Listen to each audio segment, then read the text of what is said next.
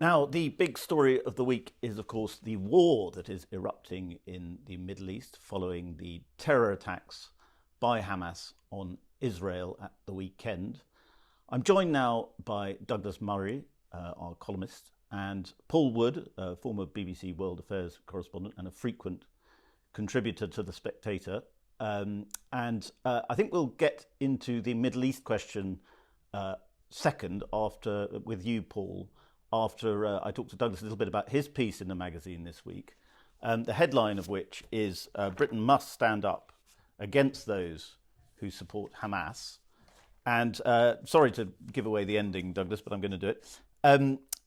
You say that you have a challenge for Rishi Sunak, Suella Braverman, Keir Starmer and the rest of them. Don't just say you stand against terror, show it. Don't just say you stand beside Israel, show it.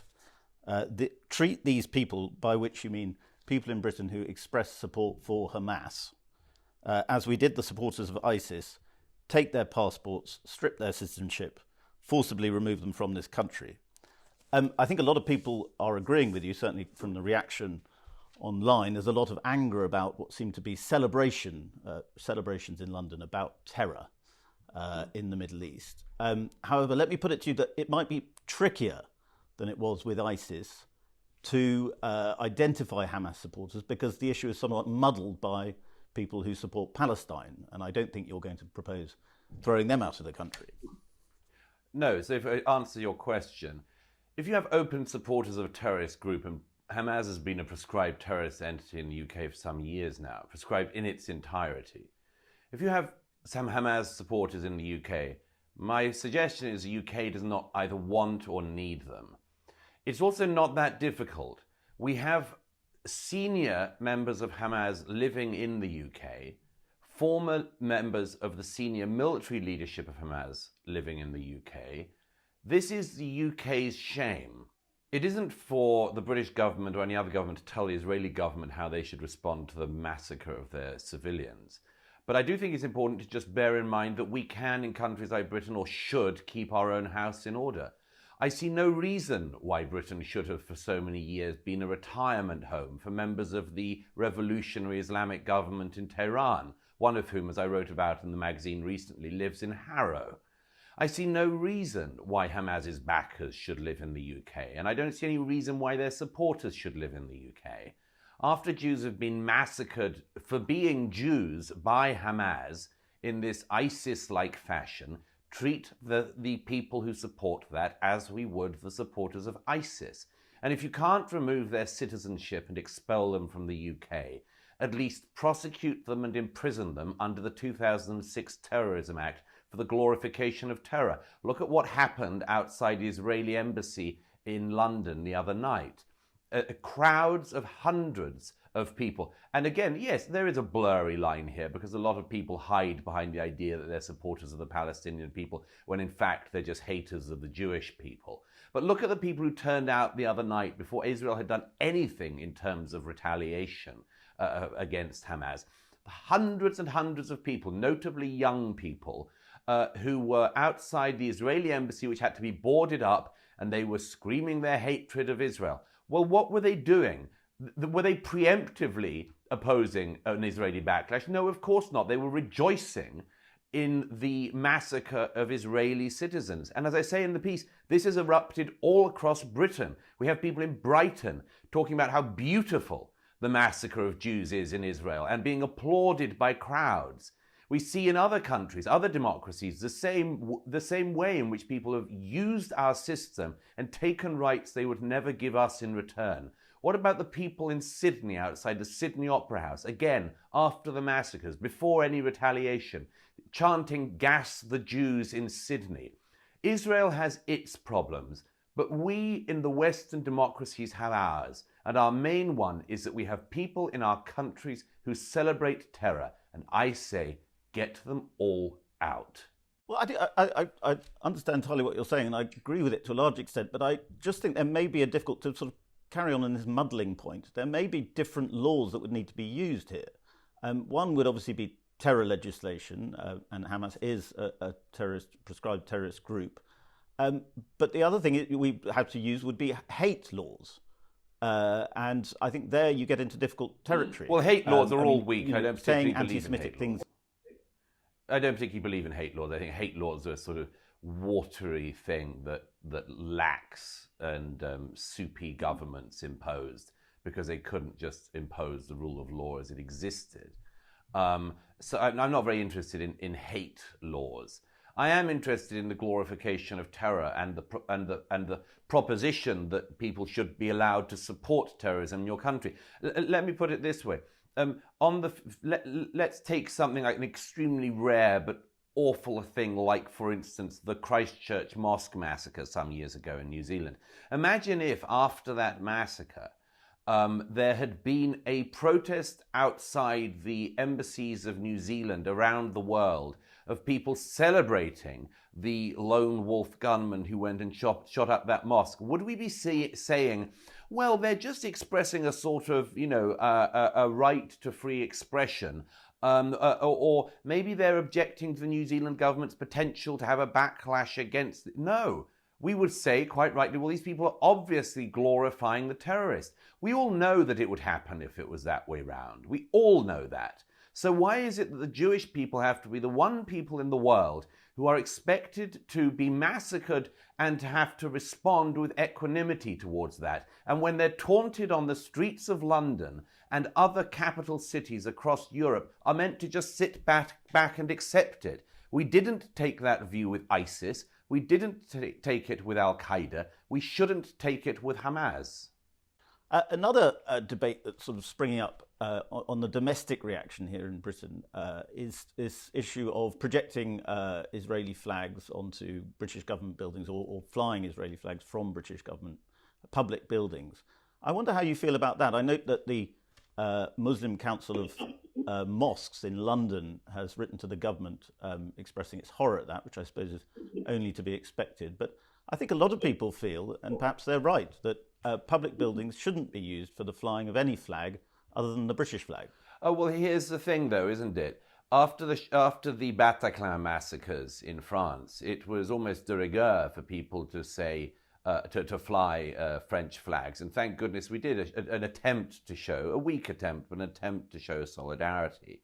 In fact, when other attacks have happened across Western democracies, it's become a sort of norm to do that. You may like that or you may not. But here's the thing. Why should it be the case that, I mean, again, hardly surprising when we're talking about the MCB, but why should it be the case sort of lower down the food chain, as it were, that people would say, yes, of course we must show solidarity if it's the French who are massacred by Islamist barbarians, but if it's the Israelis who are massacred by Islamist barbarians, who's to say whether we should fly the flag of the country that suffered?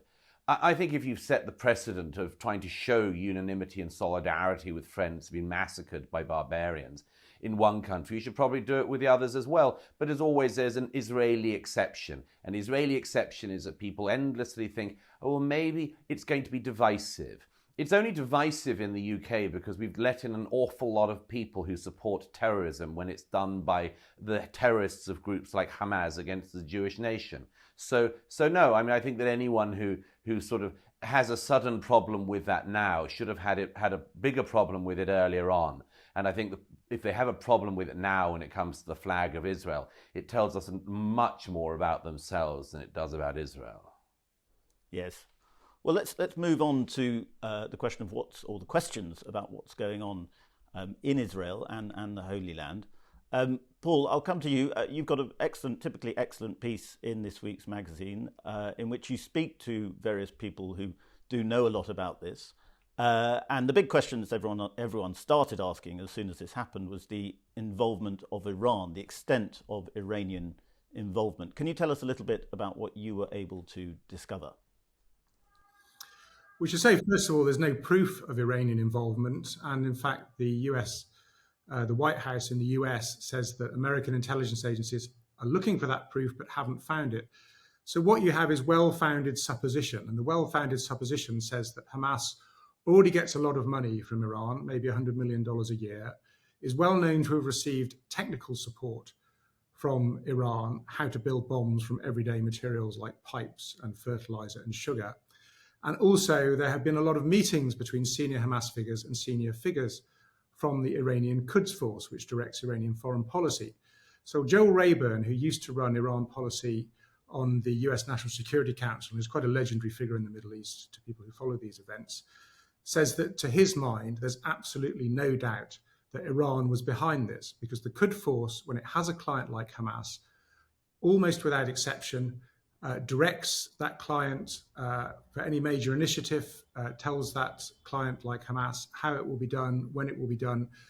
And in Rayburn's view, this was done for Iranian strategic reasons, not Hamas strategic reasons. And those reasons would be that Iran doesn't yet have a nuclear weapon, needs to cripple Israel, and by extension the US, needs to support Hezbollah, its militia in Lebanon to the north, and therefore wants to tie Israel down using Hamas. And rather worryingly, his view is that this also means that the Iranians will activate Hezbollah to attack Israel if it looks like Hamas will be destroyed and therefore Hezbollah will be isolated. That for Iran is a strategic imperative. All of that does make perfect sense, but there is as yet no proof of it. Another interesting point that comes out of your piece is one Hamas figure suggesting, almost sort of accidentally suggesting that the attack was not entirely in their control. Can you explain a little bit more about that? This is Osama Hamdan, who's a very senior member of Hamas, a member of their Politburo, who I must say seemed almost taken aback by what had happened and scrambling to catch up. And you can imagine that this was something kept very close to the military wing of Hamas in its planning, and then spokesmen and politicians like him have to run to catch up and justify it. I get a stream of Hamas press releases on my phone, the latest of which says that there were no atrocities. This is the Western media making things up. This is the Israelis making things up. These, of course, are absurd lies. There was mass murder. It's been well documented. And yet Hamas seeks to deny it. In his view, this was a military operation against military targets. And as he told me, the Israelis are playing up the civilian casualties because they are embarrassed about the extent to which there was a total collapse of their army around Gaza. And there was, in fact, a collapse. It was 12 hours, 24 hours before some of the Israeli towns, kibbutzes, that were under attack got help from the army.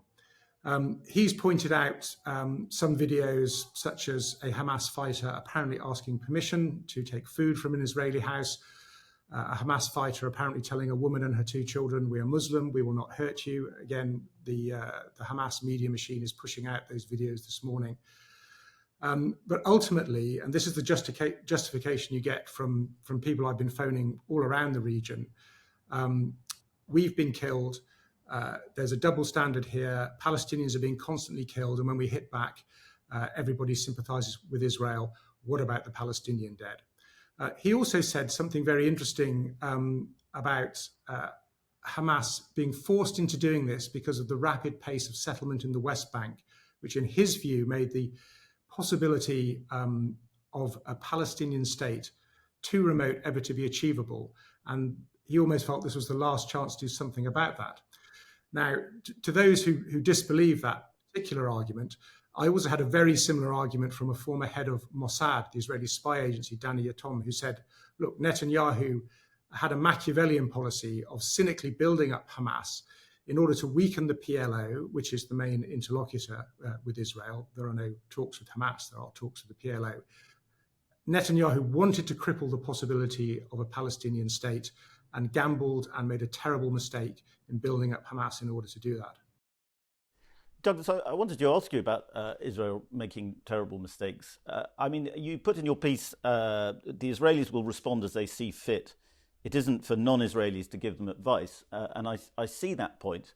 But also, if we feel Israel, our ally, may be making a great mistake in its response, may even be falling into a trap, possibly even an Iranian set trap, is there not some validity to the argument that by reacting as violently as they seem to be reacting, they are only, people talk about mowing the grass in Gaza, they're only creating the conditions for it to grow back even more ugly? Well, first of all, I don't agree with the proposition that Israel has done anything significant or anything significantly bloody to date. And I can certainly say with absolute certainty that no Israeli soldier has yet gone in and mass gang raped and then stabbed and beheaded women in the Gaza. We're not dealing with the endless issue of this. It's a particularly British fetish, this weird fetish about proportionality in conflict. If there was proportionality in conflict, then it would seem that we would have to allow the Israelis to go and gang rape and behead the same number of women and children as the so-called fighters and militants, the terrorists of Hamas, did in Israel. So Israel hasn't responded with 1% of the barbarism that was shown on Israeli territory last Saturday, not a bit of it. What Israel does have to do is to reassert its own impenetrability, its own impermeability. And that is one of the many things that suffered such a blow at the weekend. The belief that Israeli intelligence is all-knowing took a huge hit. The idea that the IDF is endlessly able to defend the Israeli people against all enemies took a massive hit. The idea that tech can stand in for human beings at border crossings and so on took a huge hit. The technological prowess and much more has taken a huge hit. So the most important thing I should think that Israel would need to do is to build those things, even if they are myths, back up, and it should be allowed to do so. That might well include doing things which people sitting comfortably in other Western democracies think they oughtn't to do. But I would have thought that if, and again by proportion of population, if some tens of thousands of British people were massacred at the weekend at a music festival and house to house in small towns in a part of our country, I think we would be quite tired of people who said they were friends saying to us, now don't overreact, chaps, will you? Don't do anything bad. Hold it. I mean, there's something so insulting about the way in which people think, as I said earlier, that the one Jewish nation in the world is the one nation that is expected to just suck such things up. William Hague did it in the Times the other day. Don't fall for this trap, chaps. Well, there are lots of things that Israel could do, and it'll be very interesting in the weeks ahead whether people remember the initial atrocities that will have caused the war to come and keep them in mind, or whether those same people end up being the people who, particularly in Britain, always end up saying, oh, proportionality. We showed no proportionality in conflicts we've had in the UK in the past, and whenever Britain has been attacked. What do you think it meant in the Second World War when people sent home postcards saying, we didn't take many prisoners today? So, no, the endless urging of restraint on Israel is an endless urging that the international community does, because Israel is the only country in the world never allowed to win a war. That's why, by the way, you have the situation in the Gaza. You have all the international idiots telling the Israelis they have to withdraw. And then what happens? You give the Palestinians a statelet and they give you Hamas and war. Anyone who thinks the West Bank is going to be a Palestinian state is now living with the fairies. And it's not because of the Israelis. It's because the Palestinian Authority hasn't wished to create a state for decades. It never did. It's only ever been interested in creating a state from the river to the sea, as they always say. It's never been interested in a two-state solution. Palestinian Authority under two leaders now has repeatedly turned down every Israeli offer of peace. They were offered 99% of what they wanted just 15 years ago. They turned it down again, as Yasser Arafat did at Oslo. They don't want a two-state solution. They want a one-state solution, and that's a Jewish-cleared Palestinian state. Paul, I wonder what you make of Douglas's point there. I think the two-state solution is probably dead, which is a pity because it's the only solution which makes sense in the long run. Israel, I think, has begun intense bombing already and will have to go in on the ground, having destroyed the obvious targets. Hamas is this amalgam of both a state with government buildings to bomb and a guerrilla force, and the guerrillas have now withdrawn into the civilian population, which is being hit by Israel. Now, what Hamas did was a war crime. Murders were committed.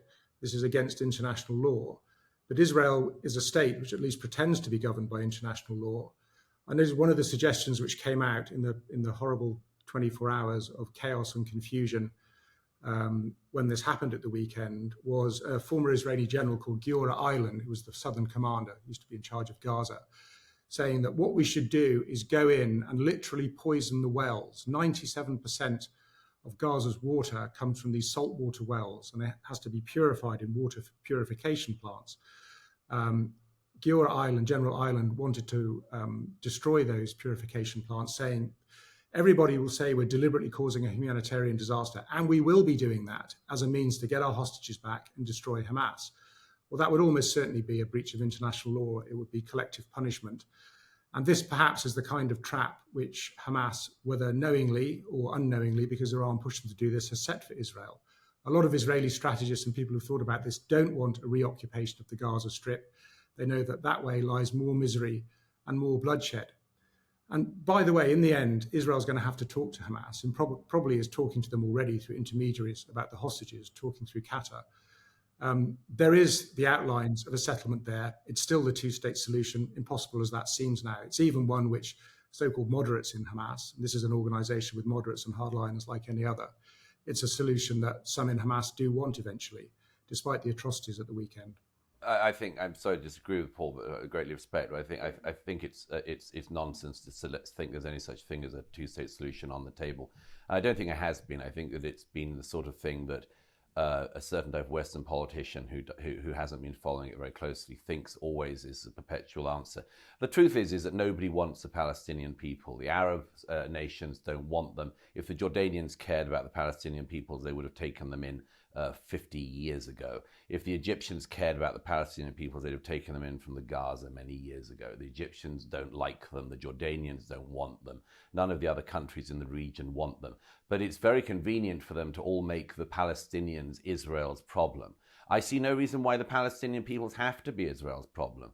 As I say, the Israeli people have learned a very unpleasant lesson in the last 17 years now, that if you give the Palestinians territory, they will give you rockets in return.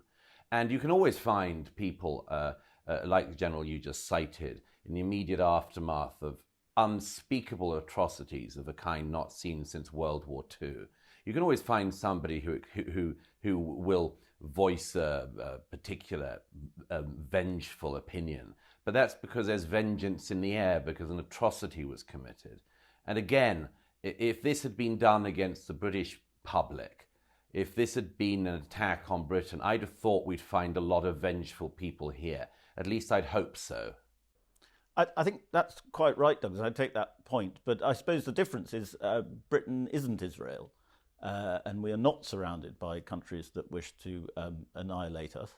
And so therefore Israel's response, a wise counsel might be not to respond in the retaliatory way that a lot of Israeli politicians are now suggesting. Not to respond at all. I mean, for instance, why should Qatar be hosting the heads of Hamas? Why should Qatar not be held responsible?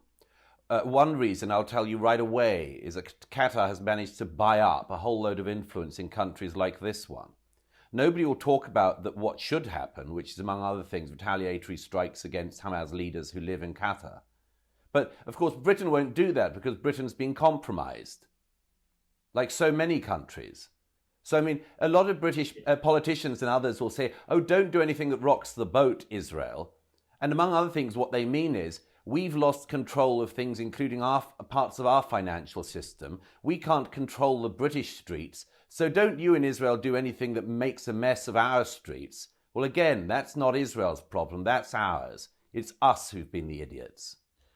Paul, Douglas says nobody really wants a Palestinian state. Do you think the European Union wants a Palestinian state? It's thrown billions in support to Palestine.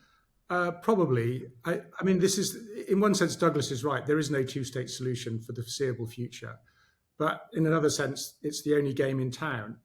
And for instance, Danny Yatom, the former Mossad chief, said that with 500,000 settlers now in the West Bank and more being pushed in by the Netanyahu government, that was an attempt to make the two-state solution impossible. No doubt the Palestinians, or the PLO, as Israel's main negotiating partner, carries a lot of blame for that too. But in Yatom's view, This was Netanyahu carrying out a long-standing policy of some Israeli governments to try to annex the West Bank.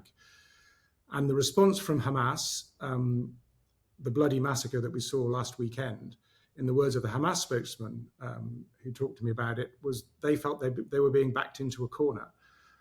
That's their calculation. It's the innocent people who suffer in this. Palestinian children bleed too. On the first day of Israel's bombing, a family of 19 who'd fled their home because of a warning shot nearby to another building were in the building when it was hit by a missile. 19 people dead, mostly women and children. According to the AP reporter on the scene, didn't seem to be a military target there. Of course, this is what happens when guerrilla armies, which is what Hamas is, retreat into the civilian population. Of course, this is what happens in the built-up slums that constitute most of Gaza City. It may not be the aim of Israeli policy, although most in the Arab world will certainly think that it is. One of the dispiriting things in the 24 or 48 hours after the attack was looking at the Arab press and seeing almost no coverage of the Israeli victims. People's hearts were hardened right from the outset. And that's what I got in telephone calls with people. They feel they have their victims that have always been ignored, and now they're ignoring the Jewish victims. It makes you very pessimistic about any outcome. One thing we can say with absolute certainty is that the soldiers of Israel are not going to be hiding among civilian populations and using the populations as shields. That is exactly what Hamas has done. It's exactly what the fighter terrorists of Hamas have done. It's their plan. So, there's also an issue not only of proportionality, but of intentionality. And the intention of Hamas last week was to kill as many innocent people as possible. The intention of Israel very clearly, as has been shown in many engagements, is to kill as few innocent people as possible. That difference might seem academic to some people, but in it lies everything. There's a lot more to talk about, but sadly we don't have time. So Douglas and Paul, for now, thank you very much for joining Spectator TV.